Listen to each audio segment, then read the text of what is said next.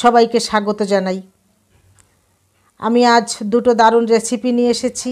একদিকে তেল গরম করে খয়রা ইলিশ মাছ ভাজবো, আর অন্যদিকে পালং শাকের চচ্চড়ির জন্য শিম, আলু, কুমড়ো আর বেগুন কেটে নিয়েছি। তো এই দুটো পদ তৈরি করতে করতে আমি একটা বিশেষ আলোচনা শুরু করতে চাই। সেটা হলো ভারসাম্য বা ব্যালেন্স নিয়ে কিছু কথা। তো আপনারা আমার রান্না দেখতে থাকুন, আর এই ফাঁকে আমার এই জীবনের পাঠটি মন দিয়ে শুনুন। জীবনে আমরা প্রতি মুহূর্তে ভারসাম্য খুঁজি, কিন্তু সেটা পাই না কেন?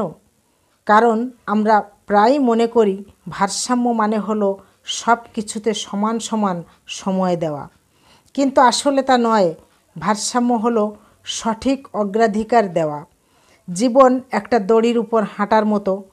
যদি আপনি ডান দিকে খুব বেশি ঝুঁকে পড়েন, অর্থাৎ কেবল কাজের দিকে মনোযোগ দেন, তাহলে আপনার বাম দিক অর্থাৎ আপনার ব্যক্তিগত জীবন, সম্পর্ক এবং স্বাস্থ্য টলে যাবে।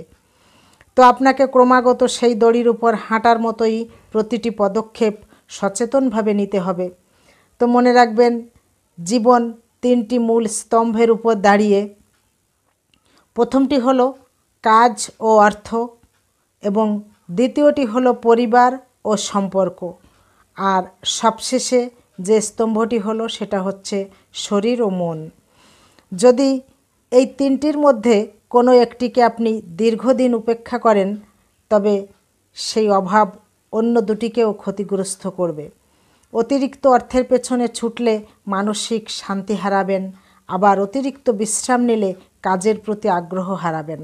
এই জন্যই দরকার একটি ভারসাম্যপূর্ণ জীবনধারা, যেখানে দেওয়া ও নেওয়ার, পরিশ্রম ও বিশ্রামের একটি স্থির অনুপাত বজায় থাকবে।